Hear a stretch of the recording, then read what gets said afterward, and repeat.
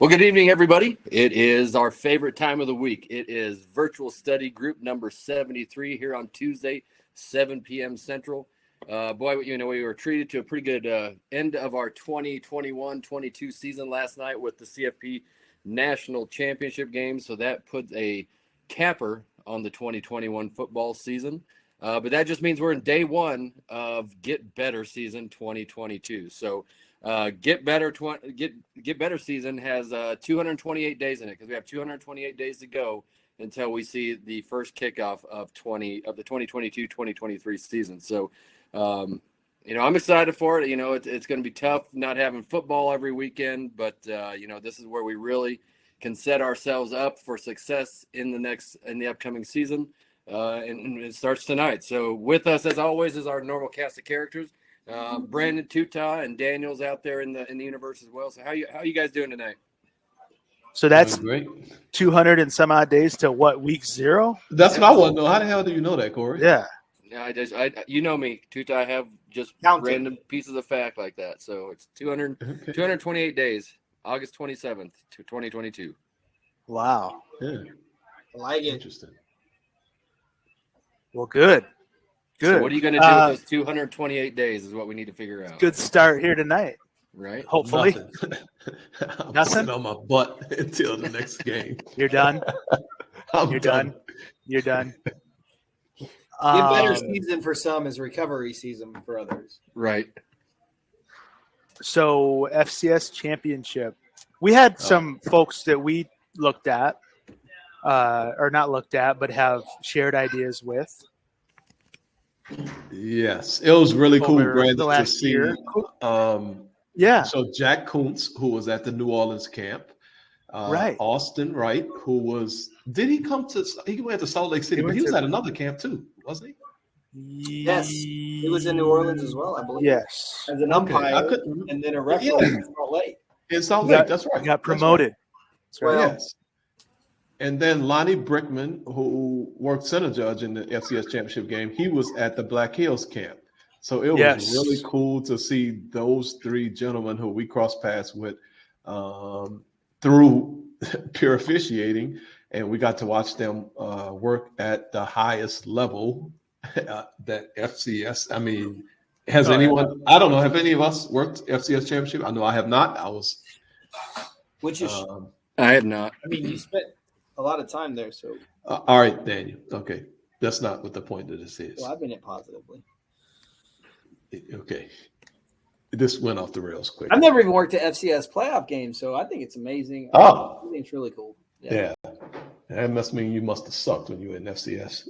But that's true. No, I mean he was just there for such a short period of time before they recognized his greatness and D1 potential that he didn't have enough time to get a playoff game. I don't want to say that. But thank you. Dang, Michael, why didn't you tell us that? You should have told us that. What game? Yeah. I wonder what game that was. Man, we would have that's loved awesome. To watch you work. D2 playoffs, first time. Probably, I assume, as a line of scrimmage official. Assuming so. Yeah, for sure. Very Michael. cool. Michael had the play of the Black Hills camp on the cow pasture. Remember that? That's right. That's right. Oh, we can revive that play. That's a great season play. Yes. Big congratulations. And the beautiful thing about that play is nobody will ever know if he was right or wrong because there's no lines. There's no reference point to tell if the pass was forward or backward. Football plays played during pure officiating camps in 2022 will have lines, so don't let that bother you. Probably. Bowie State, Kutztown hosting Shepherd. So what was it? Because I'm over here. I'm trying to spy on Michael right now. We're gonna find some plays to. Oh, you're researching? Oh, absolutely. We're gonna pull up. He double dipped as a line judge. 2 games in the D2 playoffs. That is outstanding. Congratulations to all. Bowie State in Fayetteville on November 13th. Bowie? Yeah, Bowie. My sister. All right, here's a trivia. Y'all like trivia? My sister lives walking distance to Bowie State University. Oh, where is that? That's in DC, right? That's in Bowie, Maryland, which is right outside of DC. And he was top 10 they made the number 2 play of the day. Hopefully it wasn't officiating related, but maybe it was. We'll have to look that play up. Yes, I'm going to pull up a bunch of plays from Bowie State versus Fayetteville. Tune in next week. It's been a great session. Thanks, Tuta.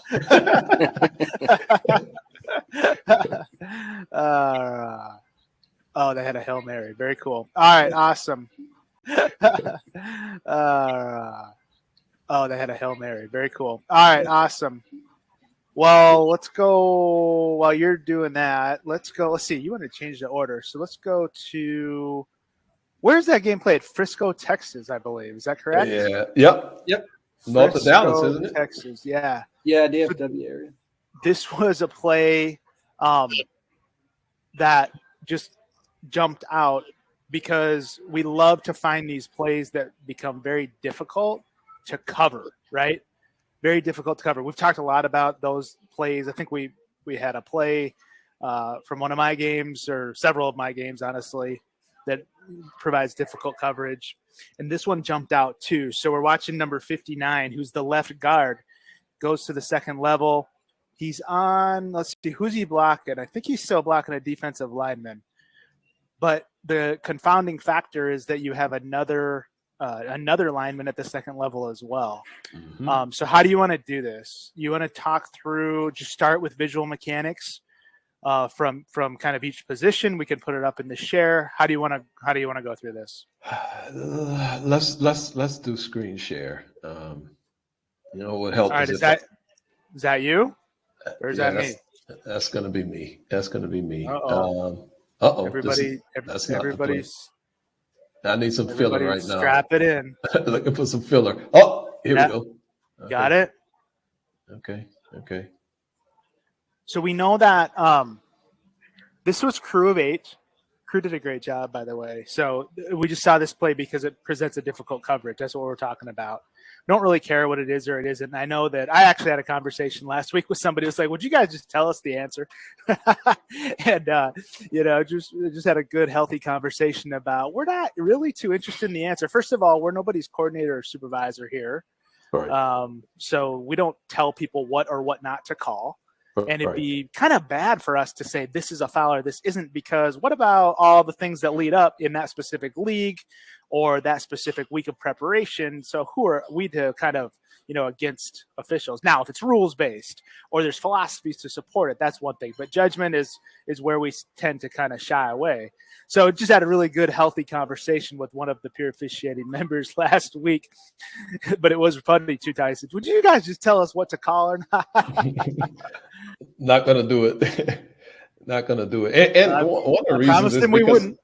Yeah, and we don't always agree, right, Brandon? I mean, last night you and I had you were so far off on most of your judgments last night on almost like every judgment, and I had to correct you multiple times.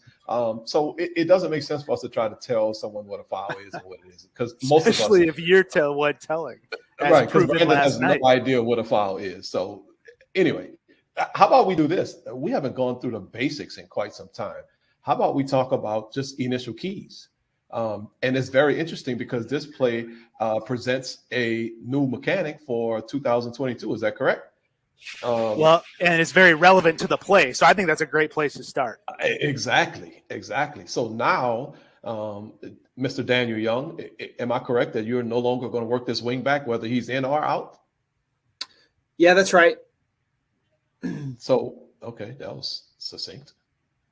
Here's the thing you want to think about that could impact the way the back judge is going to work this play visually is so yeah, that's new. Even if he's in or out, he's close enough to the tight end position where he's going to be the number 3 guy and kind of the we say tight end, and I think maybe that caused some confusion at the start of the year. If you're not clear on it yet, I would encourage you to get with your crews, but we're talking laterally, right? Like not from a depth perspective. I mean, look, if he's all the way in the backfield by the quarterback, that's a different thing. But him being off the line doesn't impact that. It's where he is laterally. So if he's a back, obviously he's going to be the short wings guy. But even if he's outside the tackle, he's still going to be the short wing guy because he's in that lateral space where the tight end would be. You guys helped me a couple of months ago because I had kind of quit communicating that, and you as referees felt like that was relevant information for you. So that was something that I learned about just how we're going to use this new mechanic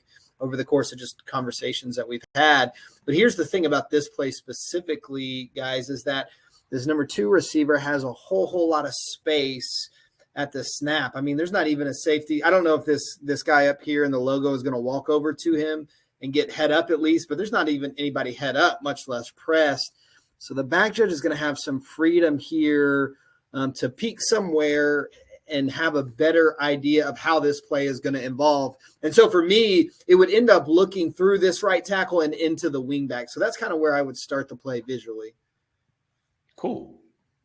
There we go. That was a lot better than just yes. Well, you asked me a direct question. You gotta do better facilitating. Go ahead. Okay. So if that is the case, this was a running play, obviously. So we only talked about the back judge. We also, obviously, we know what the umpire is doing. He's going to make sure he's going to have a clean snap and then work guard, center guard for pre-snap action. Referee is also going to, I'd like to, Brandon, as a referee, have an eye on the ball, because there was a play a couple years ago where we weren't sure if the snap was a legal snap or not. So I got kind of scared with that, and that's always in the back of my mind. So I like to see the snap, but I have soft eyes so I can see what's happening with the back here, also what's happening with the quarterback, and from a tertiary standpoint, maybe what's going on with the right guard. But I'm not doing anything pre-snap on interior linemen, but that's kind of what I'm doing as a referee at the snap or prior to the snap. I don't know if you have anything else you want to add on that. Nope, that's good. All right, good. So center judge is primarily going to work action on backs as well. Myself, on the crew that I worked with, the center judge, if the back was on my side of the quarterback, I would primarily have him. If the back was on the center judge's side of the quarterback, he would primarily have him for pre-snap action. But in this case, nobody's over here. So however you work it with your referee or on your crew, most of the times, though, the center judges also are back up on interior action, specifically on the left guard. So if the umpire is blocked out and can only take one guard, he would take the right guard and let the center judge take the left guard. We're only talking pre-snap at this time. We haven't even snapped the ball yet. And then we know deep wings, Corey, there's no need for you to go into anything. Obviously, the joke that we always have is we have one guy. But here, just like Daniel mentioned, and I don't know if you want to go into this, Corey. Yeah, in fact, Corey, what do you do? Because we can see here, there's nobody here. That's exactly. I was hoping you'd give me a stage to do that, because if we are at the bottom of the screen here and we're just watching that number 1 receiver at the bottom, we're just a waste of energy at that point. So, when there's nobody pressed, let's look inside a little bit and give ourselves, if nothing else, a chance to get a jump start on play recognition. Mm-hmm. There's nothing that's going to happen to those first 2 receivers for at least a second and a half once the ball snaps. So let's look in there, and so we may be able to help if something happens to that wing back, or even something happens with the left tackle. We should have a good idea of what happens. Yeah. Okay, cool. Now, people might be sitting there going to sleep or popping beers like, come on, man, this is so basic. But it's really important to cover the basics and to reinforce the basics, because that helps us as we figure out, okay, well, what am I going to do now as soon as this ball gets snapped? We really need to have an idea of what we're going to do next. I don't care how basic this is, but it's important to know where we are now and important to know where we're going to go next. It's funny how many people bemoan going over the basics. We all do that, right? If we're in any type of training, we're like, hey, we're going to review some basics. Everyone rolls their eyes. Right. But what typically happens when we make a mistake? We lose sight. Tie it all the way back to the basics. Yep.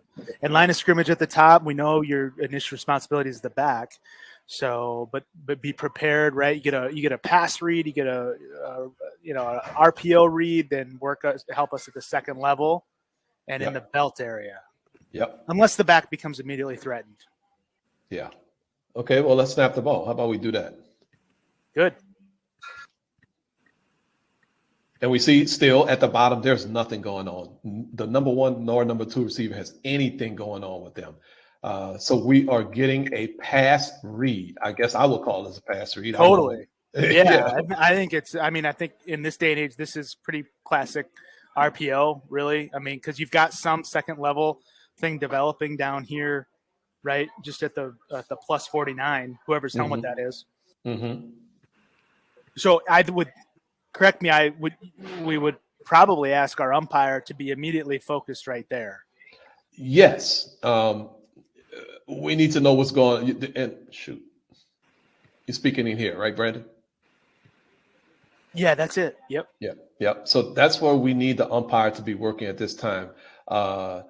So here's the deal, because this is almost like a triple team, which is weird. I don't know if we see that too often, but this is almost presenting itself as a triple team. And then we made mention before about being careful with just saying, oh, that's a double team, let me get off it and find something else. One thing I learned from Stu Shockey, when we see a double team, don't get off it, but just think about there's a potential now that we're going to have defensive holding, that this defender, since there's two people occupying, he's going to say, you know what, if y'all want to block me with two, then I'm going to make sure this other one stays with me, and he'll grab, and we'll see some potential for defensive. Well, I agree with all of our positions working interior line blocks. The question becomes now, who really is causing this double team?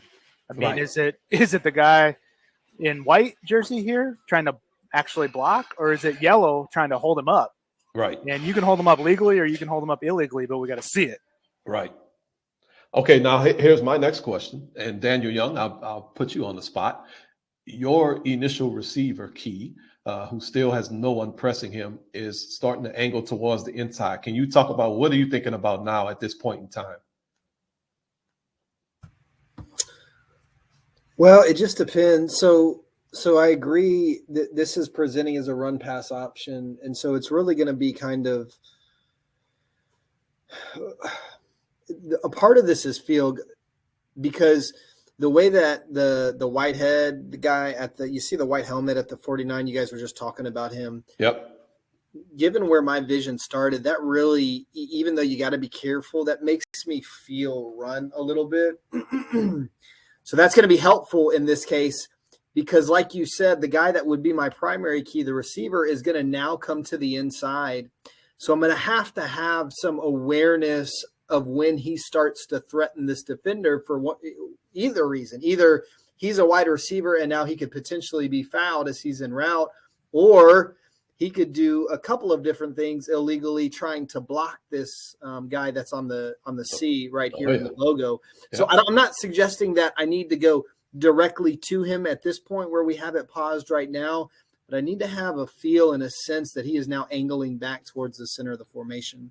Well, let me ask you this. How do you do that if you read the tackle? Because you are reading the left tackle for this play to kind of figure it out. Right. The left tackle is blocking down. So this probably is telling you it's a run look, which is weird because from the backfield for me, it's telling me it's a pass look, and it's telling you it's a run look. So how do you keep an eye on the number 2 receiver as well? It is. It's absolutely communicating a run look to me. For me, Tutai, it's really just about, and I would encourage the other back judges to kind of work with this thought process, is knowing, especially if I've done my due diligence throughout the course of the week, getting prepared to officiate the teams I'm going to officiate, knowing that run pass option is going to be an option during the game. I just have to know that, right? And I have to realize that, and we talk a lot on here about finding things to officiate, and that's appropriate, and we want to do that, but never at the risk of abandoning our primary responsibility. And so until I know this is a run, this receiver is still my primary responsibility. So it's really, again, I'm on a play like this, it is going to communicate run to me, but I'm going to have this awareness that there's the potential for him to pull it and throw this. So I just need to keep this guy in my consciousness. And that's easy on this play because he's not split out super far. And also he orients himself immediately back towards the middle of the formation. Mm-hmm. So I hope that answers your question, because it's tough. I don't want to undersell it as this. It's just a really easy thing, but it's just, I think, understanding, leveraging what you can leverage to get your eyes in the appropriate position, but understanding that you're always, no matter where you're officiating on the field, going to be responsible for your primary responsibility. Right. So this is interesting. Listening to you, and honestly looking at this play for a different way for the first time. I've looked at this play probably 50 times, and I just noticed what we were just talking about for the first time. If you look at the right side of the offensive line, Brandon, let me ask you, for me, that's presenting pass blocking. The right tackle and the right guard are pass blocking. It sure is. I didn't know. 1,000%. That's absolutely a post step. Right. So I'm working pass. And then the left side of the line is absolutely firing out. They're showing a run. So we have officials on the field who are working two different concepts on one particular play. That's really and we know the scheme. So the scheme is they're trying to, I think you guys probably know more about this than me, but they're trying to draw defense up to potentially pass left and create those alleys that we've been seeing. Right. That's why line of scrimmage at the top, we get this look, your back goes away. So just forget about the back. Yes. Now, yeah, you can help with the tackle. That's fine. Really more value is getting into the belt area where this helmet is going to pop out. Right. And so then if there's an IDP support from the line of scrimmage at the top, this is setting up backside. That's why I really feel like crew of 8, especially, it's so valuable for that line of scrimmage official to work that belt area for this very reason. Yeah. So Brandon, I don't know what's going to happen like from here. I do know what's going to happen because we all watch the play. But I mean, just with this look, we know that best practice would be to do what we're talking about with the line of scrimmage. Right. So you know what we're going to do? In fact, next week we're going to show the second play of this game, which was very interesting, which had a lot of these similar concepts. Right. And we could get into an OPI discussion potentially, but whatever. We'll talk about that next week. We'll show the second, it wasn't the second. It was the first play of the game. Yes. Yeah, after the very first play. Yep. Okay, so if you're a referee standing here, you're reading, and both of these dudes are honestly, they're in really good position. Yeah. So my eyes start jumping, and I may jump over here, and I'll start noticing, wait a minute, these dudes are moving forward. What's going on? So now I'm really confused. Sure.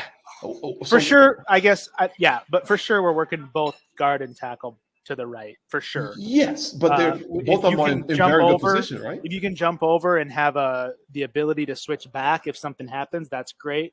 But for sure, from our responsibility perspective, we're working both of those blocks. Right. Okay.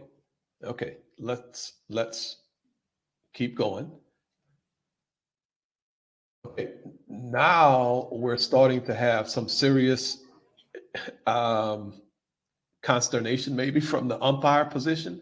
What am I supposed to work if I'm an umpire? At this point in time, I have to decide. I have to decide, am I going to work this matchup that's setting itself up at the second level, or do I continue to work this matchup that was at that is now at the second level? That's probably where I originally was anyway. How do I figure it out as an umpire? What am I supposed to do? It's tough, and let's get some in the chat. But we got Bill and we got Rod here, and then others too. But I know for a fact that you're going to clear the fact that the deepest lineman didn't get held by the defense, right? So in other words, the guy in the yellow jersey that's right at the tip of that blue arrow did not hold the guy in the white jersey that arrow pierces. Correct. You know what I mean? Yeah, you're saying this dude did not get held. That's right. I feel like that is probably priority number 1 here. Yes. Priority number 2 is I want to know. I want to learn this. How do you decide? This guy at the tip of the blue arrow is locked up. Yes. This guy with the pink arrow at his helmet is coming out to pose an obvious threat at the second level. And yeah, we could get help with the back judge on certain plays, but that's never a guarantee. So as an umpire, how do you prioritize that? That's a fascinating mechanics question. Correct. And guess what? So as a center, let's talk about everyone else and where everyone else is looking to at the same time. If I'm the center judge, obviously it's somewhat presenting itself as something, but I mean, this dude is really in good position. The white player, number 20, whatever it is, he's in really good position on 56, especially with this quarterback stepping forward. But that's a potential threat. I think the center judge has got to be there, man. I do. I mean, sure. Yeah. You know, if the quarterback bounces out to the left, now we got an issue with that position. So we're there as a center judge. And referee, clear and obvious potential restriction. This dude's about to get yanked down. He's clearly about to get yanked to the ground. Yeah. Still frames are horrible for officials, but for these purposes, they're good. But absolutely. I mean, come on. This is body positioning 101 right here. That's right. You know, the guy in the yellow jerseys, both ends in the yellow jersey are kind of creating an advantage. I mean, athletically, I don't know. You know, that's why real time's better. But can the quarterback shoot through that gap? I guess we'll find out. Right. So, Daniel, you know, you have a decision to make as well. If you're, I don't know, how are you determining if this is going to be a run, if the quarterback is tucking it or not? Like, are you going to be here? Or are you going to come here and maybe try to support at the second level? What are you doing as a back judge? So I think for training purposes, we need to stay with number 11 because, I mean, right now we can see the attention of the defender back here. I mean, there's just threat for foul here. And again, correct. That's our primary. And listen, once we read run, we go to zone, and that's going to change. I will tell you that I am guilty sometimes of over officiating to the run side because I really want to be a part of this solution for the crew. But from a training perspective, that's really not the right thing. We can't abandon. I mean, if he goes low here, it could do serious damage. Not that our flag will prevent that damage, but not having a flag can, is a bad situation. He can blindside him. He could, potentially throw him down, and we would have to decide if that was relevant or, material to the play or not. So really we need to stay here from a back judge perspective until we can clear that this is not a threatened for a foul. Again, for me personally, this feel, I have to fight the temptation to come over here because with the way that this is developing, there's just a sense as it's coming at you. You guys can probably relate to as the referee what's happening. But yeah, back judges, we need to stay here. Good. Okay. And you're probably going to have help, Corey. You're probably over there too. We can't really see what your player is doing, but I would assume that not much is going on relative to any action on the field. Yeah, we should have pretty wide vision at this point. Yeah. So this is interesting. So okay. Well, let's keep it going. That too can be helpful from the back judge perspective. Run it forward just a touch, Tuta. If we can have a sense that this really wide guy there's nothing going on here. It does give me some sense of security that maybe my deep wing is helping me out on this guy, which gives me a little more latitude also to move inside. Right. Okay, now the quarterback is clearly running the ball. Yeah, I was going to say at this point, we should recognize run pretty quick. So I would hope, if we're crewed together, Daniel, I think that's something we would talk about on a regular basis and say, hey, you're free to look inside. I've got your guy if something happens. Right. That's beautiful. Okay. And that is beautiful. And here's the reason why. And I obviously I can't see the chat, so y'all gonna have to help with the chat. Our umpire still has two decisions to make. Exactly. What am I supposed to? That's really what. It's really kind of a masterclass. Bill and Rod are going back and forth a little bit, staying more with the anchor, which is actually the block that 59 is involved with. Oh shoot. That didn't work out well. Go back to. Oh, did you close it? Oh no, you're good. It's right there. So yeah, 59 is on their anchor because the guy that's releasing more to the second level is going to block a linebacker. My only issue with that is that we pretty much know that if anything happens with the guy going to block the linebacker, nobody's going to get it. Huge blind spot. Yeah. Right. So that's why even more so line of scrimmage at the top. Absolutely. Your key's gone. Yes. Your key's gone. So I'm not telling you where to look in terms of which player. Probably deeper. No, I don't even think there. I would think deeper's better.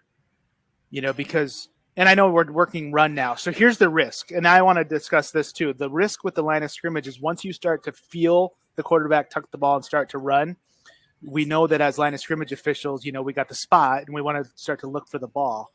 It's like, how long can you stay with other players until the spot becomes like a threat? You know what I mean? Like, Can the spot become a threat? I don't know. That's kind of weird, but that's easier said than done because we know that we're conditioned to try to get the spot. We watch the game growing up on TV and the camera follows the football. And then we go work line of scrimmage and we got to get the spot. And now we're basically doing what we've always done. But blocks is huge. And I know every line of scrimmage official would agree. Yeah, we got to be seeing blocks. At some point, they got to transition to the ball. So it's just a really good it's just a really good thing to think about.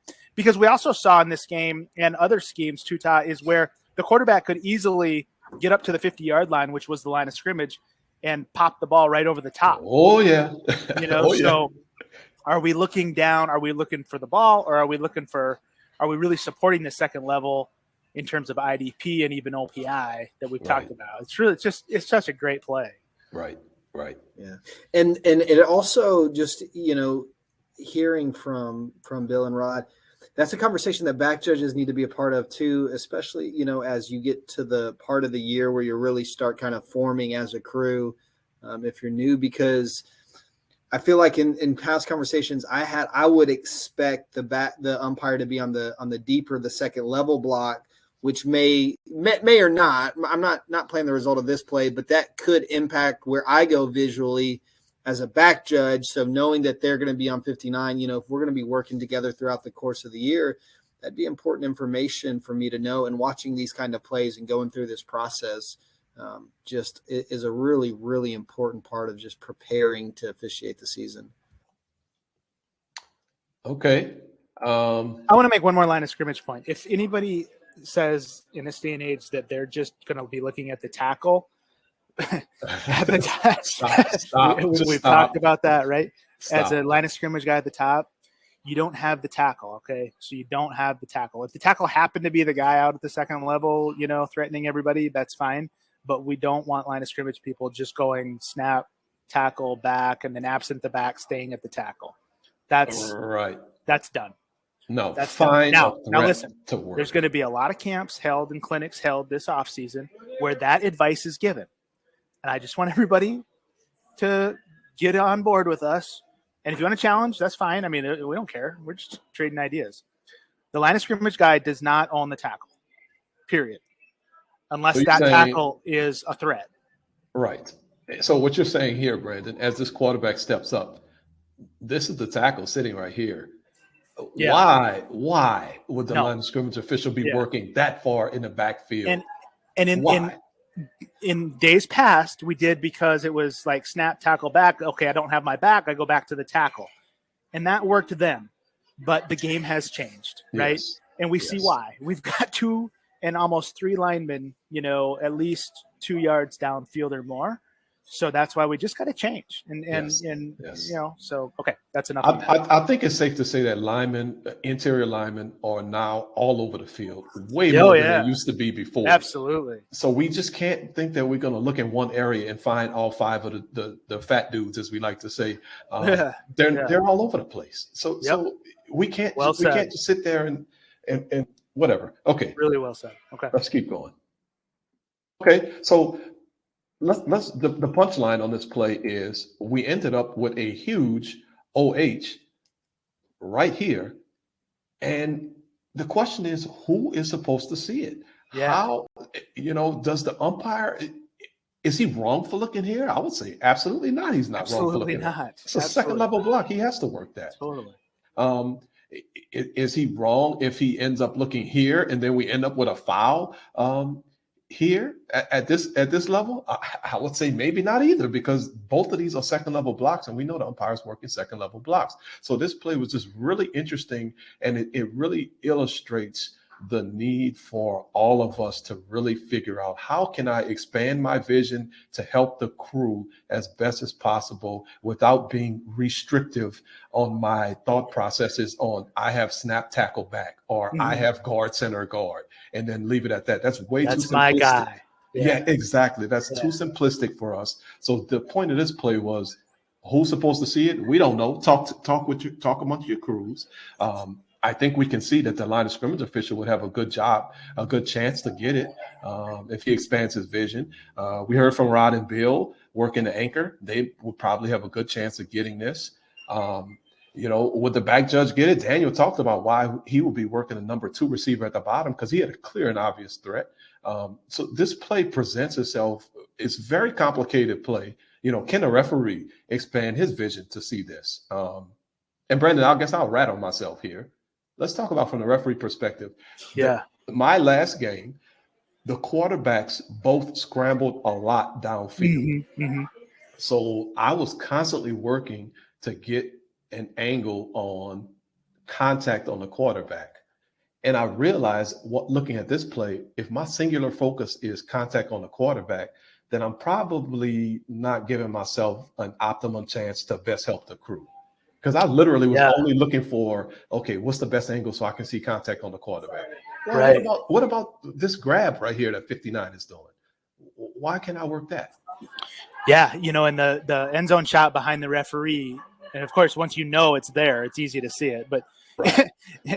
On the field with one chance, it's harder. The end zone shot behind the referee really shows how big of a restriction this is. And again, that's not to say that it was such a big miss. We understand mechanically why. But I mean, look at that. So, yeah, it's a good point. But as a referee, you're looking through those two matchups that we talked about. And then you're talking about trying to find who's going to come threaten the running quarterback. And if you're preoccupied with that in your mind, are you discounting this block? And that's a risk. That's your point. Good. Right. Solid point there. All right. What else on this play? This is a good one. People just take this play, please, and talk about it with your crews. Play one of pregame 2022.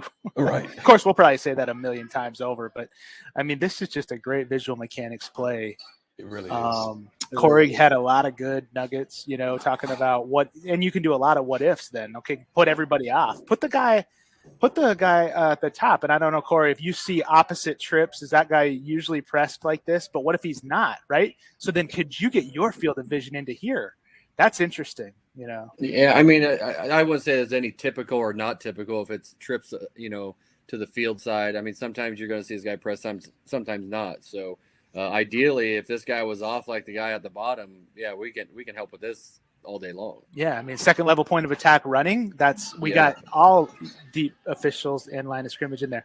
And then I would love to see the line of scrimmage officials get really honed in on working this area. And I'm not saying this is their call. I don't care about that too, Todd, right? But this is the area that RPO scheme that this presents. This is the area that backside line of scrimmage official should be looking. Yeah. Now, is it just not a good angle to see the hole? That's possible. Were we looking at the quarterback carrying the ball? That's possible.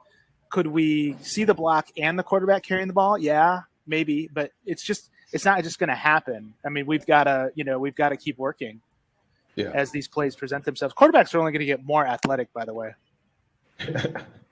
Right. All right. Well, I think we Hey, Rod asked if this was the love the umpire part of the program. Oh, we're not loving umpires today, Rod. I mean, come on. How much love do we have to give? How much love does one position need? Exactly. I mean, come on, Rod. So insecure. Kidding. You guys like Cheez-Its? I actually do like Cheez-Its. I'm not a big Cheez-It guy. I'm not a big guy. Yeah. They're not as good as better cheddars, but Cheez-Its are pretty good. I feel like you got to have something with them. Okay, first of all, the white Cheez-Its are much better than. Oh man, I 100% agree with you. I killed it. I killed this because this is actually the Las Vegas Bowl. So you were just curious about how people felt. I was just curious about Cheez. I know. I thought this is a Cheez-It Bowl. You know what? This is a Pac-12 team. Guess what? A Pac-12 crew worked the Cheez-It Bowl. That's my excuse. All right, Brandon. Yeah. Anyways, all right. You found this play, and this is an excellent play. Set this up. Okay, so we're just looking at the top, the number 3 receiver at the top, and we talked about pre-snap initial keys before. The line of scrimmage is working that number 3 receiver, and we see the number 3 receiver comes in, blocks, and we see the line of scrimmage official throw a flag. As a referee, I was sitting back there. You know, when I saw this play, I'm thinking as a referee, whoa, man, that block is not in the back. That block is from the side. And then we start talking about chase position. And Brandon, you introduced us to that concept. We used to use the word chase mode, and I promised myself I'm not using chase mode anymore. I will use chase position. And we only really think about that on changes of possession and open field type of blocks. We don't normally think about it in close line type of blocks like this. So that's kind of the discussion topic in talking about chase position. Is it a side block? Is it a block in the back? How do we evaluate that? Communication between the referee and the line of scrimmage official. Man, that's a lot you can think about. Official. That line of scrimmage official makes this call on the move all the way across the field. That's tremendous concentration by the line of scrimmage official. But mechanically, it's really interesting because Daniel just taught us about the flexed out, but then again, there's nobody pressed. This is another fantastic visual mechanics play. I think we're going to talk more about the action. What do you guys think? Do we put this guy in a chase position? We used to say chase mode. And the reason I don't like mode is because that implies that, a spectrum of time where, like Corey has said too, that chase position can almost happen instantaneously, right, Corey? Yes. That's 100% right. I mean, I think I like the chase position just because it helps us identify that it doesn't have to be something that's prolonged. It can be something that, he's in a chase position, so now he has a different set of responsibilities when it comes to blocking a player in the back. And this is a prime example of that this guy he gets beat by the defender. He's beat. That's it, right, Corey? I mean, thank you he's beat. Go ahead. Yeah. Yeah. When a defender beats a guy to a position, that's really what creates that chase position for the blocker. And at that point, we have a different set of philosophies when it comes to blocking the back, where if a player is in a chase position, he must then get all of the contact to the side. If he is not in a chase position, we're going to allow some contact to the back as long as there is a side element as well. So, but in this time, I mean, this is an excellent call from a line of scrimmage official. I mean, the visual mechanics to get this is amazing, I think. Yes. Okay. So step one, I feel like is to evaluate whether this guy got beat and works into a chase position. That's step one. Once we make that decision, and I think it's pretty clear that that's the case here. He's beat. I mean, he's beat to the inside, no question. Okay, now if we make the decision he's making contact from a chase position, what we've been taught is that for it to be legal, all force has to be from the side. All force. 100%. 100% of the force. If anything, if there's any force that is not from the side, and it's from a chase, then it puts the blocker at absolute risk for, committing a foul for illegal block in the back. Right. So that's just what we got to decide, because it's going to be easy. Like you as a referee, you're talking about, you see this play, it's like that left hand is pretty forceful from the side, right? Absolutely. If that flag came, if I was the referee in this game, I swear I would have asked the line of scrimmage official, wait a minute, I had that block in the side. And here's the reason why. I would not have seen the whole block. I wouldn't have seen it setting up because I would start inside. And by the time the quarterback I could sense the threat from the defender. Here comes the block. I would have saw the block, but it would have been pretty much looking like a side block to me because I didn't see it set up. And that's why it's important for us to have good communication. Huge and good self-awareness, because I'll see a lot of these blocks and I think they're all blocks in the back, but I transition to them so late when they're out by one of these three receivers out on the edge, and somebody will be like, no, he was blocking that guy for an hour from the front, and they just worked themselves around. And then, he contacted him in the back, but it was clearly, there was nothing about a chase there. I'm like, oh, okay, great. I'm glad somebody saw that. As if, why would nobody see that? But you know how those conversations go. I'm like, oh my God, we just missed a huge block in the back. And then you look at it on video and it's nothing like what we're seeing here. But anyways, I think they're all blocks in the back on the field. Of course, I don't throw on them because I didn't see the whole thing. Right. Good self-awareness. What you described, though, is the opposite, is because you would know, at least if you have trust in this official, and this is why crew chemistry is so important, but whatever, you would know the line of scrimmage official had to have seen this whole thing. He had to. Right. Yeah, absolutely. Right. He or she has to see this whole thing. That's their job on this play. And so I'm good. Like, I'd probably ask the same question you did if I felt the same way you did about it. But I would just hope that they would say, that they would give the answer that, no, I had this the whole way. The blocker got beat, and there was sufficient force from the back to make this a foul for illegal block in the back, right? And that's like key, Brandon, because you can't just, let's say it like this. You're a first-year line of scrimmage official working with a 10-year veteran referee. And you throw this flag, and a referee comes to you and say, wait a minute, that block was in the side. Do you have the conviction and the confidence to tell the referee that I saw that block the whole way? He was in chase position. He had some forcible contact in the back. This is a foul for illegal block in the back. Do you have that confidence to do that? And that's just a great rhetorical question that honestly, I think I need to write that down, and we should use this play with all of our crews and just say, look, if somebody challenges you on this play, when the official is new, like you say, because there's every year you're going to have new people on the crew. Absolutely. Right? Absolutely. This is just a great way to say, look, if somebody comes and tries to pick you up on this flag, how are you going to communicate it and stay with your call? That's right. What you said is perfect. And I just think that is very important in officiating, and it's nothing about egos, but it's more about detail and process that we've been talking about for several years now. Right. Okay. Well, this is a good one. Oh, that's a great. It's just a great. It's a psychological play. It's a visual mechanics play, but you've got a little IBB, kind of fundamentals in there too. So another really good one to use. Right. Of course, I was outraged watching the play. You were. This is outrageous. This is crazy. Totally. There's upset. no way. Right. All right. What we got next? Well, okay. I'm not going to butcher the bowl name anymore. It's pretty easy. This is where Corey was supposed to be. Yeah, Corey ditched them for some sun. Yeah, Corey was getting a tan while these guys were freezing. In rain, freezing rain. Man, but I saw a picture of the watch they got. It was really cool. It had just a big old face of Tony the Tiger on it. Tony the Tiger. Yeah. Did you eat those growing up? Absolutely. That's called frosted flakes, Brandon. Everybody eats frosted flakes. I know. I ate them. Hey, what's this growing up business? I eat these still today. Yeah, exactly. Oh, there you go. All right. So, what concept? Obviously, we're talking DPI. There's a little grab of the face mask. I'm interested to hear you guys kind of break this one down. Does it rise to the level of face mask major? Is a question, and then does that even matter if DPI is involved? It's really interesting.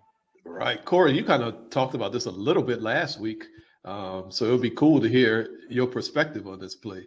Yeah, I mean, I think in terms of the face mask component of it, yes, we're going to have a little bit less latitude when it comes to it, if it is to a level of DPI or not, if that makes sense. So obviously, I mean, this is definitely restrictive to this receiver's ability to catch a pass.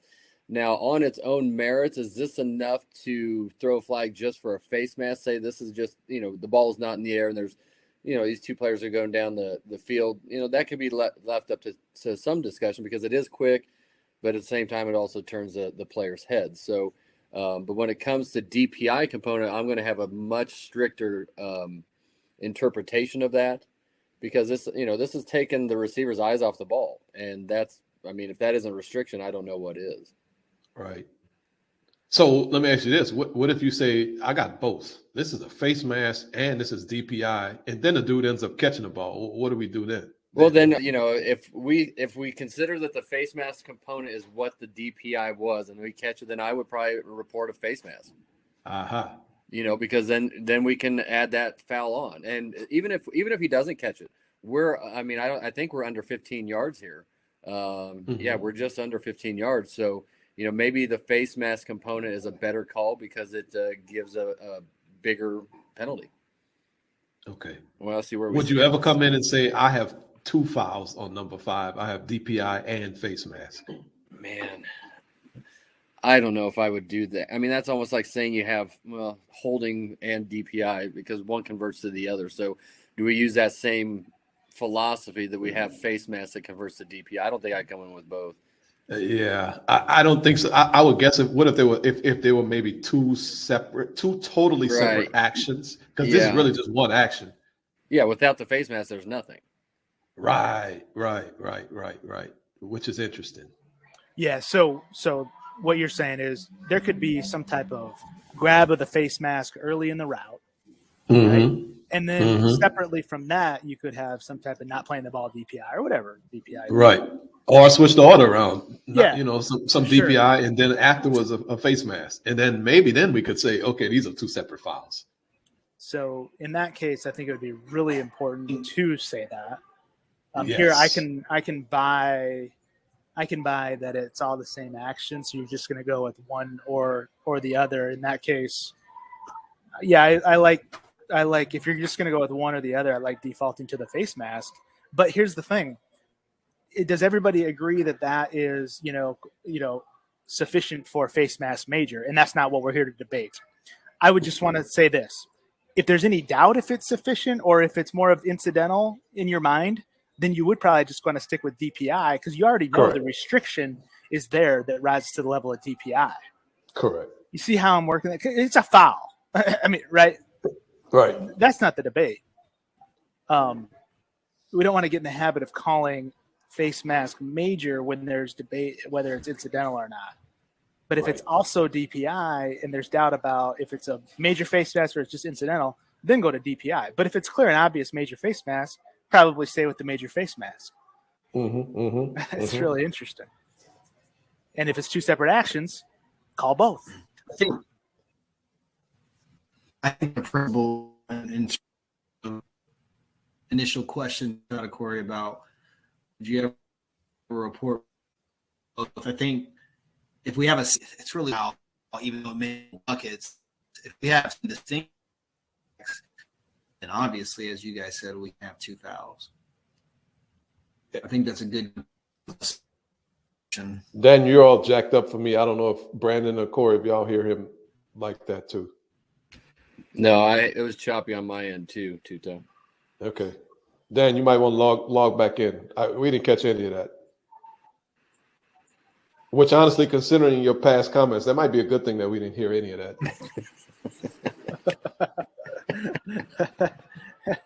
Made him feel bad. He left. Yeah, he left. So what else? So obviously, the result of the play is going to be, Tuta, it'd be pretty easy just to throw your flag and then forget about everything else, especially you got face mask. Yeah, especially forget about making sure this dude actually caught the ball, too. He's going to the ground. He's rolling over. He has to survive the ground. We got a lot of things that we got to finish up. It's not just a two-person crew, meaning the calling official and the referee. Right. I mean, there's multiple other angles. So are you that official that's going to come in and say, hey, look, not sure what you guys are talking about. Just so you know, the result of the play is a catch for a first down at the 10-yard line or the 11-yard line or whatever it is. Well, that's just the phases of the catch thing that we work all the time, right? Right. Mm-hmm. But you know how it goes. You throw your flag and everything changes sometimes. 100%. I mean, yeah. Yeah, it does. I mean, I think we work. I mean, I hope we're working hard at that aspect of it because this is not, a unique play situation. These types of plays happen all the time where we're judging DPI, OPI all the way up, and then we have a catch to rule on too. So not to say that they're easy, but it's something that with practice, especially, watching these types of video, putting ourselves in these positions. Okay, what are we going to do as we see that? Are we going to have the fortitude and the resolve to stick it through, stick with the catch process? Hopefully we do, but at the same time, you bring up a good point that, hopefully our line of scrimmage official who's turning to follow this play, our back judge from the middle of the field, heck, even the umpire who's spinning around can help if we do lose sight of that to say, hey, I had that as a catch and see where that goes.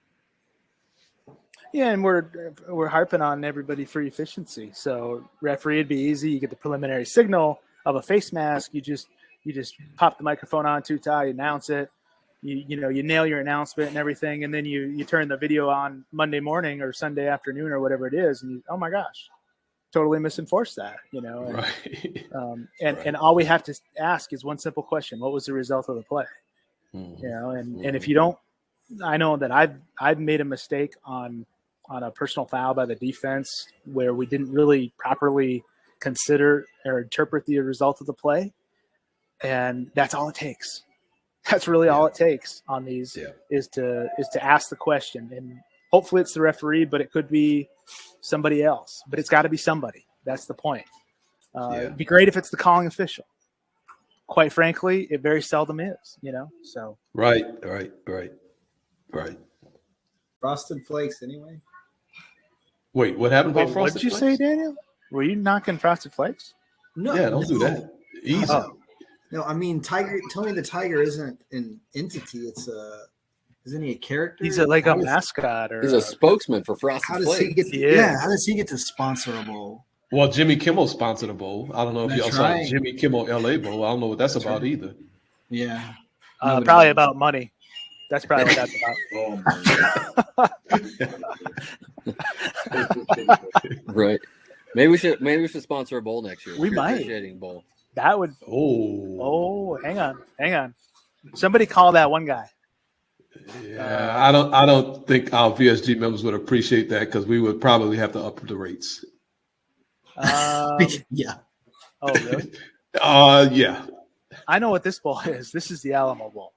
That's right. Always a good game. Always. Isn't that amazing? Yep. Seriously. Yeah. It is such a good game. It is always such a crazy game. What do we got, Daniel? Yeah. Well, Davy Crockett said, you may all go to hell and I will go to Texas. So, oh my God. For the love of God. I think we're done here. Yeah. Are we done? I don't even know what that's supposed to mean. I don't know what I hope to never set foot in the state of Texas again personally, but that's just that's not me. True. I know you don't mean that. You guys are so easy. So here we are in the Alamo Bowl, and we've got a pass down the sideline. And the obvious threat thing, the things that are obvious that we're going to have to think about here is there's contact by the defender. We've got a wide receiver who ends up out of bounds at some point. And then we've got a catch, no catch aspect. So we're working through all of those things. And here's what's interesting to me is, and I think this is probably a good opportunity for a chat poll. So jump in here with your thoughts and ideas is about the idea of just eligibility of a receiver and how it relates to touching and how it relates to contact fouls. So what I'm really interested in is let's just think about the concept of DPI, and we don't have to get into the judgment aspect of whether or not this qualifies as material restriction, although I think there's some good conversation maybe that we can have there. But what I'm interested in is, okay, so the ball's in the air, the receiver's out of bounds. Is he eligible at that point? So how do we – is he eligible, I think, is the first question we need to ask. As a receiver, he's out of bounds. Is he eligible in this particular scenario? So that's really for the chat poll. Would like to just, again, jump in here with some thoughts or ideas that anyone has. So ask that again, Daniel. Is number 14 is number 14 eligible? Yeah. Is he eligible at the time when he catches the ball? Gotcha. When he touches the ball or when he catches the ball? Touches the ball works. I don't know that there's a difference in this scenario, but that's fine. I think there is. Really? Yeah. Okay. In terms of eligibility? Well, I guess maybe I'm being a little too technical here. I know what you're saying. Let's just say touches. We don't want you going down that rabbit hole. That's not helpful. Okay. Thanks. So we have a lot of no's. And I think good job by the community, the universe rather here. He's out of bounds, so he's not eligible. So here's an interesting thought, and this may be a little bit elementary for us, but I think it's worth going down because I think you could get yourself in a trap here if you're not really aware. So he's ineligible to catch the ball. If we have contact now by the defender, can we have a foul for DPI? So that would be the next chat poll question is, can 14 be fouled for DPI? After we're saying he's ineligible? Oh, damn it, Corey. Yes. Well, I didn't know if that's – I didn't – if you're talking before that or after that. So then there it is. And that's why I think this is really important. I ruined your chat poll. You didn't ruin it. No, that's okay. That's okay. It's pretty elementary. So there's not a lot of suspense, I don't think, in the chat poll. But here's what I think is really important for us from a visual mechanics perspective. And what we have, this is a lot. And really, it's most appropriate for you guys, either one of you, Corey or Tuta, to talk about just how you want to work this. But we got to be careful because I think in our minds we can say he's ineligible when he goes out of bounds. I would imagine that's part of your thought process is not only why is he out of bounds, but now that he's out of bounds, he's ineligible until he comes back in. And this contact by the defender, whether we deem it materially restrictive or not, is really, really close to that point in time where he's going out of bounds. So we've got to be able to, and that could be a really thin line if we feel like the contact put him out of bounds, or a half step later, the contact occurs after he's out of bounds. And that's something I don't think I've thought a whole lot about from the back judge perspective. But I think that has the potential to maybe not trip us up, but kind of just one of those things we need to slow down visually and process those details, because I could see that being something that's challenging to sort through. I don't know if you guys want to talk anything about that, or if I'm just going to a too basic level for the pure officiating universe, but I'm interested in how you feel about it as side judges and former side judges. Well, I think step one, Daniel's got to be, we got to know how he's out of bounds, because eligibility, if I'm correct, it is only affected if a receiver goes out of bounds on his own. So if he's forced out, he's still eligible, but now he's got to come in and become an inbounds player again. But that doesn't affect his eligibility if he's forced out. He can still touch the ball at that point. So we need to know how he goes out of bounds. Okay, that's a really good point. Yeah, so I think I probably misrepresented that. So that's good, Corey. No, you represent it perfectly, because there are a lot of things going on a play like this. We have to know, how is he out of bounds? Was he out of bounds? Was he able to be fouled? Did he all kinds of stuff? And you can see just from the body language of this side judge, his like we talked about last week, his circuits are kind of frying a little bit. He's like, oh my God, what just happened? And that, but we need to have that process in place. And my process is always, okay, why is he out of bounds? Is it on him, or is it on the contact? And then everything else hopefully will kind of fall in line at that point, because like I said, eligibility is only affected by one. The inbounds part of it is always affected, no matter if he's forced out or not. Got you.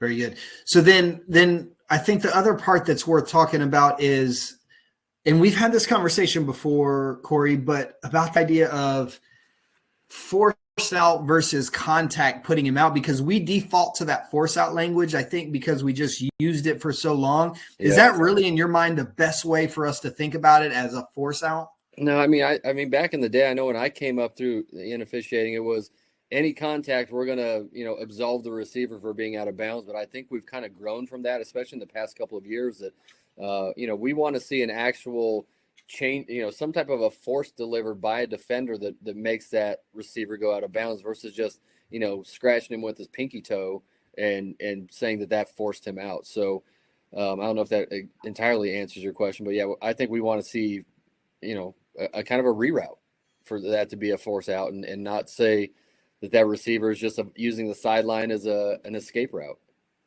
I wonder if if we're kind of course correcting to where we got to the point where, like you said, a fingernail was putting a guy out of bounds, and we're trying to make it more practical, which I think makes it more subjective and maybe a little bit more challenging to officiate, but probably a better representation of what the rule is really intended to do.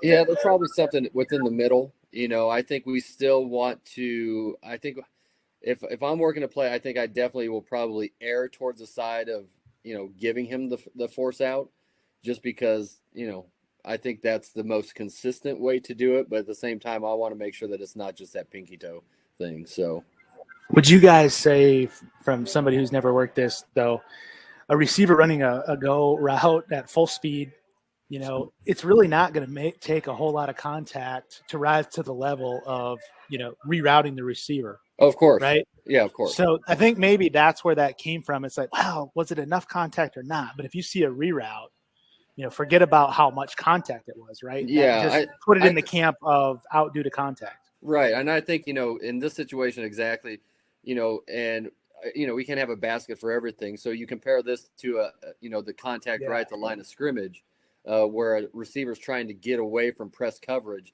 and there's a little bit of contact, but that's not the force to put him out. It's him trying to escape it. I think we had a play in one of our games this year.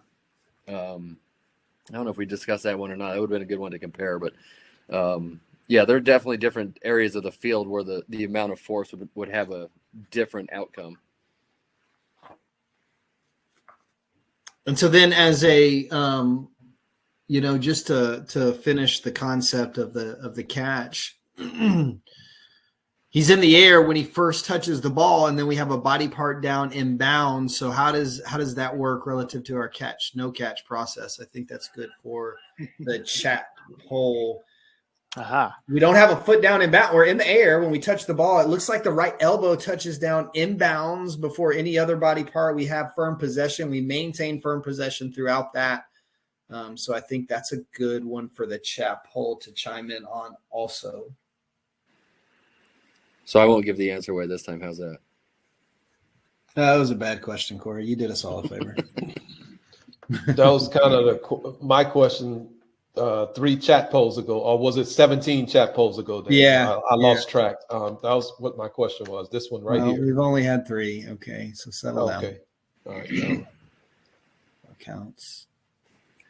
Incomplete, out of bounds player, elbow counts. Can you state the question again, just for me? I think everybody else is good, but maybe just for me. Well, we have a wide receiver who is airborne, contacts the football, elbow touches down in bounds first, and then we maintain firm control throughout the process. So what's the ruling? How does that relate to our catch, no catch rule? Right.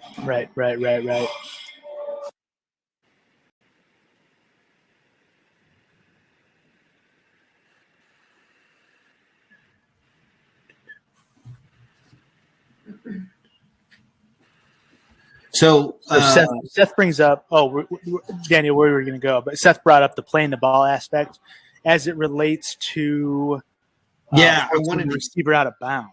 Yeah, I wanted to go there too because I think there's good conversation that we can have about that. Let's just clear this up real quick because I think all of the comments are accurate here that are in the chat, but we have to piece them together because this is a little bit, I wouldn't say it's new anymore, but remember, this is a change from a few years ago where the status of the player really reverts back to where he was last. So even as an airborne player, he's an out of bounds player. So as soon as he touches the ball, it's incomplete. Whether it's an illegal touching or not, we're going to go back to whether or not we decided he was forced out, but he's an out of bounds player while he is airborne. He doesn't change status as an inbounds player until that elbow hits the ground. But it was also correct that the elbow does count. So if that's just, if he gets 1 foot inbounds before going airborne, or that elbow touches inbounds prior to him first touching the ball, then he's an inbounds player and he has the ability to make that catch. He's got to reestablish before he touches the ball. Yep. Right. Yeah, that's okay. And that can be a disconcerting call for us to make as a deep wing, or it can happen as a back judge too, or even line of scrimmage that you see a guy catch a ball, come down, and you're waving it incomplete. I had a coach, go ballistic on me last season or 2 seasons ago because he didn't understand that rule, and he thought I killed a play.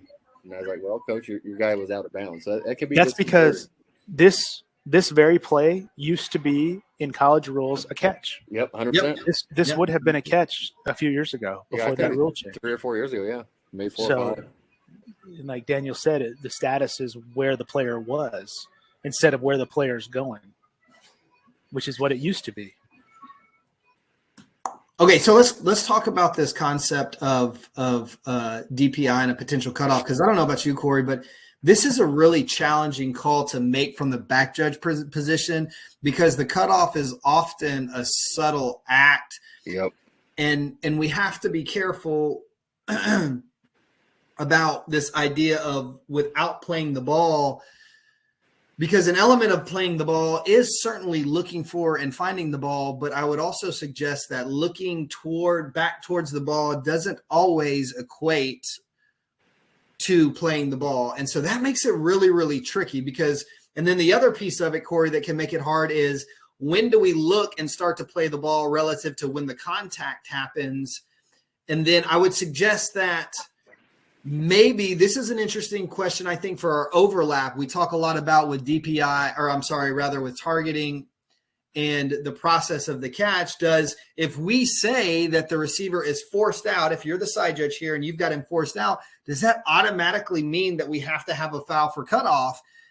Maybe so, maybe not. I'm interested in kind of where you land on that and how you work through all those things, because those are tough. Yeah, they are tough. I think cutoff is, of the 6 categories of DPI, I think this is by far the toughest, just because it is so nuanced. Because, a good DB is going to use that boundary as kind of an extra defender out there. And so, if a receiver is going to allow him to ride him out of bounds, at some point that's on the receiver for allowing that to happen. Now, obviously, if the DB has just shoved him out of bounds and isn't trying to play coverage, that's a different story. But, in terms of when, when he looks for the ball is, in comparison to when the contact occurs, is I think the key, or not maybe the key, but at least an element that can help us decide, is this enough for a cutoff DPI or not? Because if he gets into him and hinders him and then decides to turn for the ball, that's a different story than if he's looking for the ball and he just kind of drifts into the receiver. So in the latter, if he's looking for the ball and they just kind of drift and that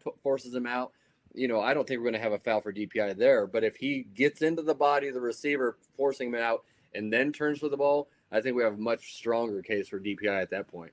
Yeah. Are you comfortable with the concept that, and I'll explain what I think it needs to look like, but just with the general idea that, look, you can turn and look for the ball and still cut a receiver off? 100%. Yeah. And I think we struggle with that. We just being universally, because we do talk so much about, he's playing the ball. And that's really what we want to determine. But I think we get lazy sometimes with that concept and say, that was a nice right punch there by A74. We get lazy and say, he looked for the ball. And so if he's looking for the ball, he's helping himself. And so in that case, for me to make it a foul for a cutoff, I really need to see effort by the receiver to work through it, right? He's got to show me that the defender is looking for the ball, but he's not playing the ball. I know he's not playing the ball because the receiver is working his tail off trying to get to the ball. Does that make sense? Yep, 100%. I mean, you can see this receiver. He's trying to swim through and kind of stop and let that DB go by. So, you want to see some level of effort. Either that or, the easiest cutoff is when the defender gets in front of the receiver and just kind of throttles down. We saw one of those last night, didn't we? Really good call. We sure did. Yeah. And so, but in this case, I don't think we have that. I mean, does he turn a little late? Maybe, but at the same time, I don't think, even that contact is enough that, in my opinion, would rise to the level of foul for DPI. It's definitely a force that puts the receiver out, but I don't see that as restriction. Again, DPI always has to come down to, is there really a restriction that prevents a receiver from coming back from the ball? And I don't think anybody that's, being objective could say that here. I hope not anyway. No, so Corey, you just answered Daniel's question, which was, and I just want to make sure everybody understood that for clarity. You do believe that we can have a force out without having DPI. Now, I think that was what Daniel was asking. Yes. I think you said, good. Yeah, and I agree. And I think that's I think what that really does, Corey and Tutan and Brandon, is illustrate the need for material restriction when we're calling DPI, which is always going to be our standard, versus that force out. Like Brandon said, you can adjust a receiver's route enough to where he takes a step out of bounds without maybe really materially restricting him in relationship to his ability to catch the ball. So that's a good one. So I think a lot of concepts, this is another play I think is beneficial. We could probably go down another 20 minutes talking about replay implications, but good play, of course, right there in the Alamo Bowl. So, and a fun fact, the side judge working that game is the brother of the side judge who worked the game last night. Oh, wow. Is he really? Yeah, because he throws his hat off here, and I was watching this the other day, and I was like, man, earlier today, rather, like, that looks just like the guy that worked the game last night. Yep, they're brothers. And that's awesome. The brother who worked last night, he actually was an RMAC guy before he moved to the Carolinas for his job. Wow. Very cool. Whoa.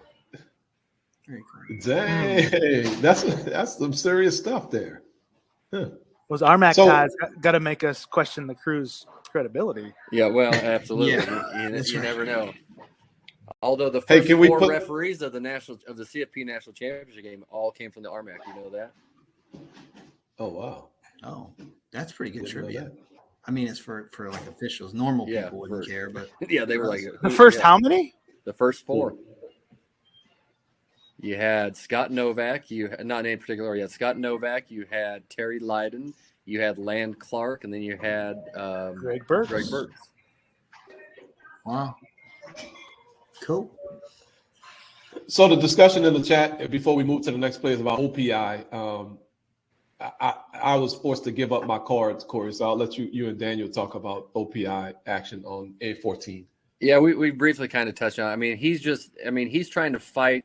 Like Daniel said, we're looking for that receiver to kind of fight back into position, and he's doing that. And he's just that's a simple swim move.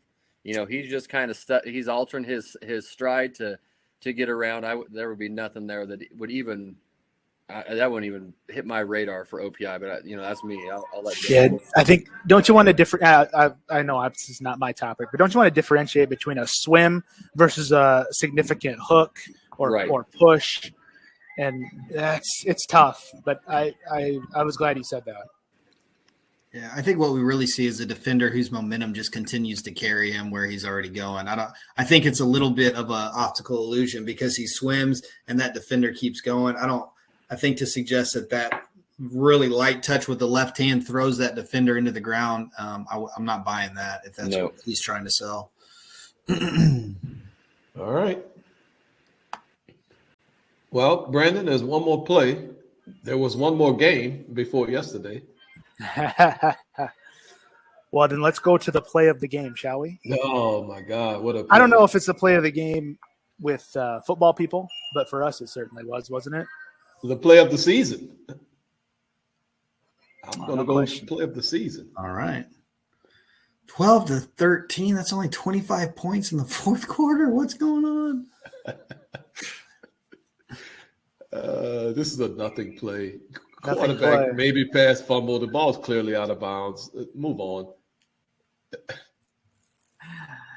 Watch when it comes up. Watch how adamant the line judge is. We were kind of talking about this earlier on that illegal block in the back play. The referee comes over because he doesn't know.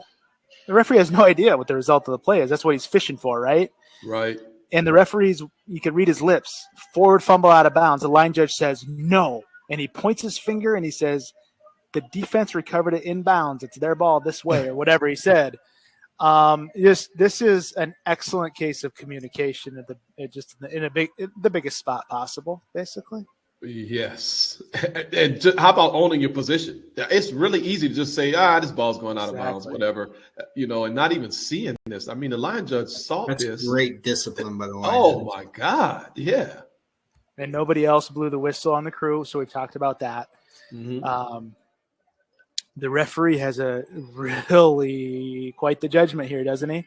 Mm-hmm. Mm-hmm. Mm-hmm. Man, this is close. So ruling on the field is a fumble, and that's why he went over to the line judge. If the ruling on the field is an incomplete pass, it wouldn't matter too much, except we do want to get in the habit of continuing that recovery aspect, right through the end of continuing action.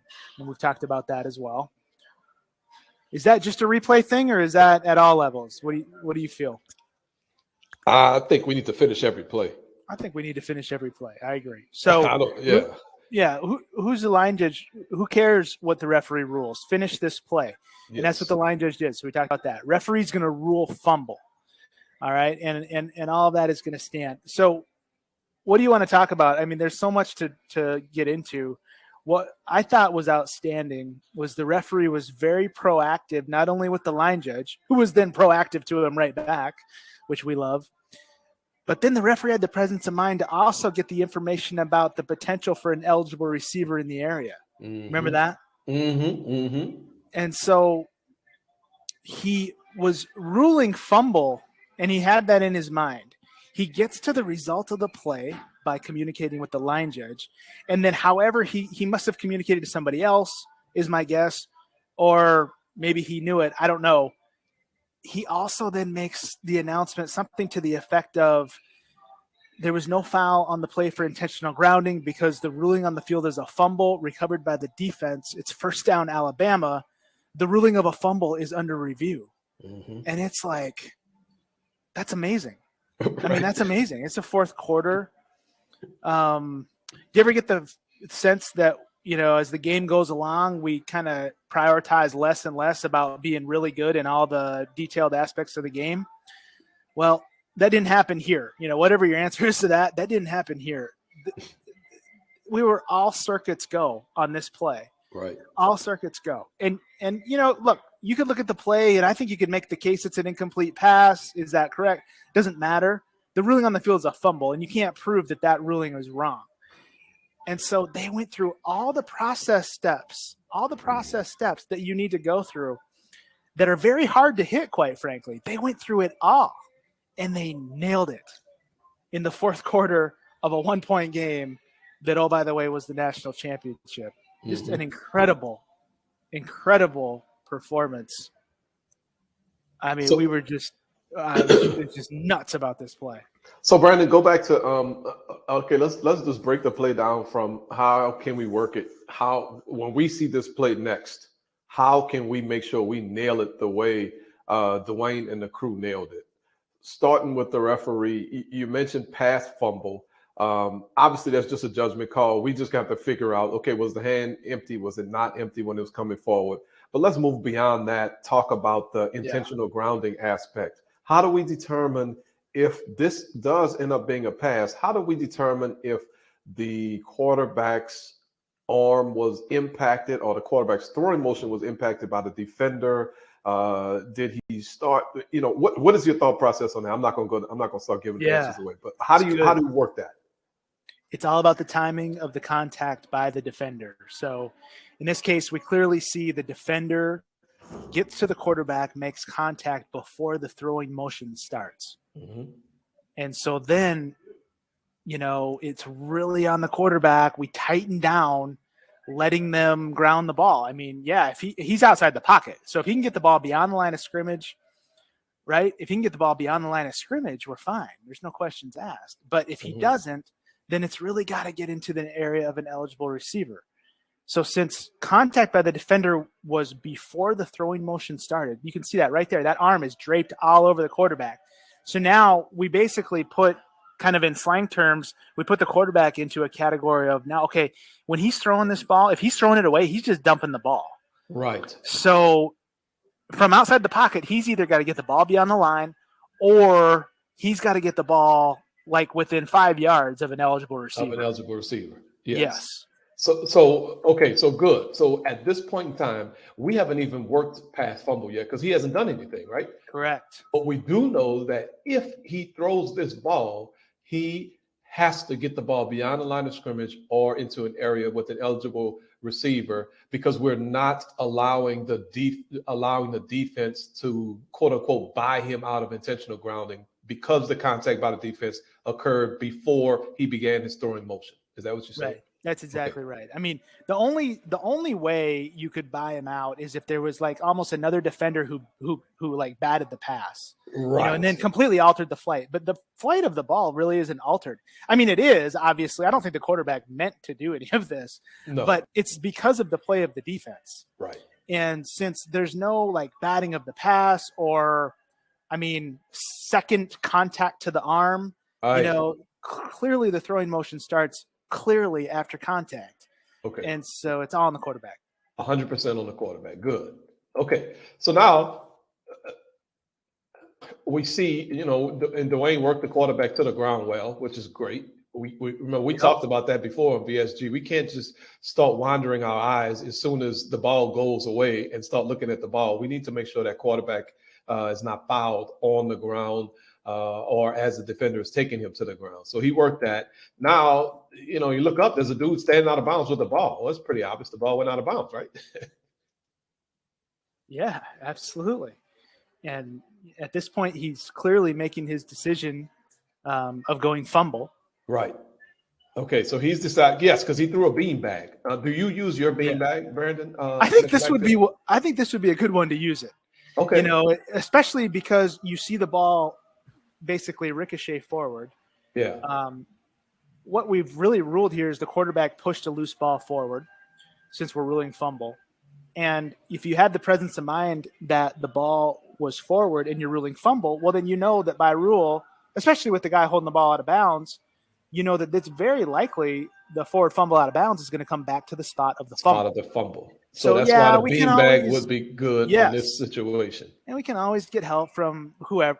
Okay, whatever. No, let's just work the play on the field. I think it's a really good use of the beanbag. Really good. Right. Good. Good. And that's what I need to work on, because I have 90% of the time I don't even know what my beanbag is. I'm being a little facetious, but I'm not. In the locker room. No, all right, easy. That was a flag. That wasn't a beanbag. Okay, so we're working this. We got the beanbag out. Now what, Brandon? Now what? We look up, the dude is standing out of bounds with the ball. Do we just immediately jump on the microphone and make a ruling on the field, make an announcement, or like how do we know that we need to even talk to the line judge? I just saw you need to plug your computer in, by the way, but let's do this. I did. You got that? Okay. Yeah. I think it would be tempting to pop on the mic right away. Right. But discipline, what's the result of the play? So, okay, that's why Dwayne did such a good job here. Dwayne being the referee did such a good job seeking out proactively the line judge's ruling on the field relative to the recovery. So what is going to make you do that, though? I'm asking a practical step. Okay. Like on the field, I'm watching the quarterback. The ball clearly is, I'm playing fumble. The ball is clearly way out of bounds. 14 is beyond the white with the ball. So I know it's out of bounds. What is going to make me say, wait a minute, I need to verify with the covering official? Pretty much one thing and one thing only. Okay. Smoke from the line judge's body language. Aha. He's asking the guy for the ball and moving to the spot. Okay. Very often officials don't do that. I mean, if they're, I guess he could be marking the ball out of bounds. I don't know. It just reeks to me that he is absolutely going to the spot for a reason. Mm-hmm. And so since he's doing that, that's going to make me want to ask a question. I don't even know if that makes sense. I'm probably playing the result, but if the line judge just kind of stood there and didn't do anything, then I probably wouldn't even ask. But he's actually carrying out the play. He stood at the line of scrimmage where he originally was and never came. He never even moved to the backfield. He's still at the 22-yard line or 27-yard line at the end of the play. Right. So if you've got a tight play and if you look over and the official's just standing there not doing anything, why would you go seek out his opinion or her opinion, right? Right. I'm trying to be real. This official's moving with a purpose. He's trying to get a ball for a reason. And I know that, but he doesn't even know. He doesn't know what the referee's ruling. So really good, big kudos to him. Okay. He's marking the end of the play. Okay, it's good. So you notice that as the referee. So now you say, okay, something's happened. And let me tell you what I love. This field judge who came in here, because, this will be Corey. Any of us who have worked with Corey knows that we're not going to have no crap on the game without Corey coming when we're doing this right. I love the field judge coming in, and he's not jumping in the conversation. He didn't say a word. It doesn't look like he said a word. He just came here to listen to make sure, because he probably saw the defender grab ball too. Yes. So great job by the field judge coming in. And then we see the alternate there. Everybody needs to make sure they get involved in this if they need to. And let's make sure we stress that, if they need to. The line judge owned this position. He got this. He knew exactly what he had. So we don't need the field judge being a hero, coming running in here, knocking the line judge out the way to say he got the defense recovering the ball. We don't need that. But as a field judge, you're just there to you're the emergency brake, basically. If the real brakes go out and the truck is barreling downhill, you need to be there to pull that emergency brake. Yep. And I want to make a quick modification. So what Dwayne Haight here, the referee, did is announce the ruling on the field, but replay hadn't paged yet. And that's really good by the replay official, right? Yes. We talked so about early. That before. Yes. Goodness sakes. Get in the replay booth. Don't page the crew so early just because you think, I'm going to stop this one. It's like, okay, right. How do you know if you're going to stop it or not if you don't first know the ruling on the field? Ruling on the field. So if the referee has not announced the ruling on the field, please get your finger away from the button, Mr. Replay. You're going to have plenty of time to page. Right. And what I think one of the downsides of the O2O with communication to the booth and everything is that they know, and a lot of people are on the O2O on the crew. We know that. And it's like, okay, now that they know everything, they feel like they already know the ruling on the field and they just page so fast. Right. That's a generalization. That it doesn't happen a lot, but it does cause issues because what's likely to happen on an early page is that the crew almost gets cut out at the knees of making a ruling on the field. And then when you get over into the replay process, if you don't have a ruling on the field, well, that's not you don't really have integrity into the replay process, because the sole goal of replay is to prove the ruling on the field was wrong. I mean, really, let's just boil it down. Correct. That's the purpose. So if you don't have a ruling on the field, then you really just actually get into re-officiating the play, which we don't want to do because of angles and different types of reviewable aspects and blah, blah, blah, blah, blah. But so good job by the replay crew. And I know that they did a proper job because Dwayne made 2 separate announcements. Right. Okay, what else, Brandon? We talked about this. How to work this, and just the presence of mind to talk about the intentional grounding, because it's so tight that it was a pass. And if it was a pass, if he does control the tip of the ball and propel that ball forward with control of the hand, I mean, gosh, then it really is intentional grounding based on why we talked about it. So great presence of mind. This play should just, again, this is another play that everybody should use. And not even just for the aspects of this play, but it's like, talk about situational awareness. You know, who did somebody tell the referee? Might want to mention about intentional grounding, or did he get to that all on his own? If he got to that all on his own, should somebody have told him? I mean, were we not talking about, receivers in the area? Maybe that's why the field judge came up. Wow, it's just an awesome play for a crew to put together and piece together what we need to do to work these games. You're going to have a play like this. What would you say? Once every 3 or 4 years? I don't know. Maybe better frequency than that. I don't know. I mean, we all think the plays are humongous in our games. Man, it's. I don't know if any of us had a play like this. And this is the national championship. So, right. And if we did have a play like this, I'm not sure any of us nailed the play like these guys did. So right. Huge props to Dwayne and the crew. Right. Yeah. Absolutely. Really nice. What a way to end the season. I mean, it's just a great work on that play. Yes. Question about, can replay rule if it's a forward pass? If so, does that mean they can create an intentional grounding foul, as was mentioned by the R? So it's a good question by Greg in the chat. And what we're talking about is, yes, pass fumble out of the quarterback's hand is reviewable. So in this case, it's a fumble. Replay has to prove indisputably with video evidence that the quarterback had control of the ball and moved his hand forward, right? Moved his hand forward with control of the ball to create a forward pass.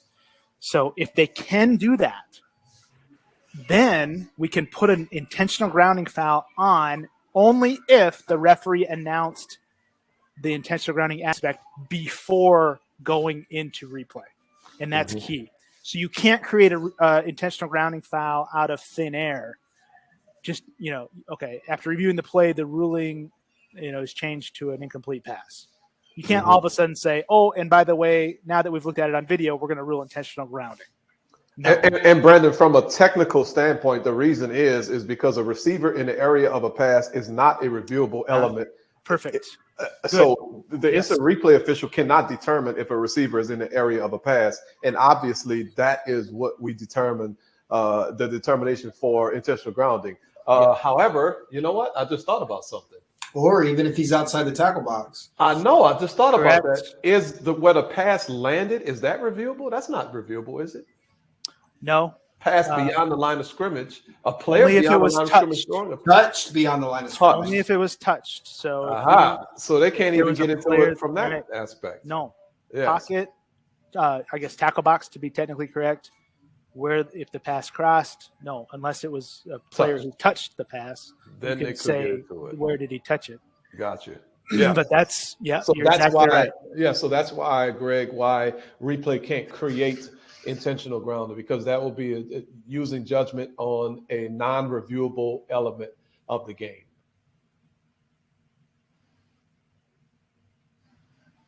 Great season, everybody. It was tremendous. Awesome. 2021's in the books. So I think we already got started on next week's VSG. You got the whole lineup. Right. We have the first play of the FCS championship game coming up. We got Michael Billica has a play that's coming up. Billica highlights it. Oh, yeah. I don't know what else. We'll figure out what else to do. Yeah, I'm sure there's a play or two we can find. Sure. Let's put a call out for topics. Yes, topics, but more so plays. I mean, we can talk topics all we want. We can find plays that cover topics. Right. Isn't it better when it's the play you're familiar with and then get another opinion on it, or come on and help break it down? That is what we want to do with this platform. So yes, virtual study group is awesome. 73 in the books. Good work. Yes. Yep. Absolutely. Have a good night. I was trying to do quick math on what's 52 plus half of 52, 1.5 times 52, but I couldn't do it that quickly. 78. 52, 78. All right. So we're almost, a year and a half in. Wow. Yeah. We are, though. We are, since we're sitting around the campfire. Oh, yeah. We started Virus virtual clinics in March. We're almost 2 years from that. Yeah. Wow. Right at the end of March. Isn't that incredible? Yes. March 11th was the day the world changed. I remember that. And 6, 7, 8, 9. 30. I feel like for us. I think it was. I don't know what day VVC number 1 was, but I know somebody was really, really nervous. I'm not sure who you referring to. And I'll never forget the production meeting. Oh my God! Yeah, you mean the production meeting where we changed softwares the day 5 hours before opening up the session? Absolutely. Oh my God! Yeah, those were fun times. Oh, it's a blast. Thank you, everybody. All right, guys. Thanks, good work. Everyone. Have a great night. Have a great one. Guys. Have a great week. Let's do this again. Talk to you next week. Good night.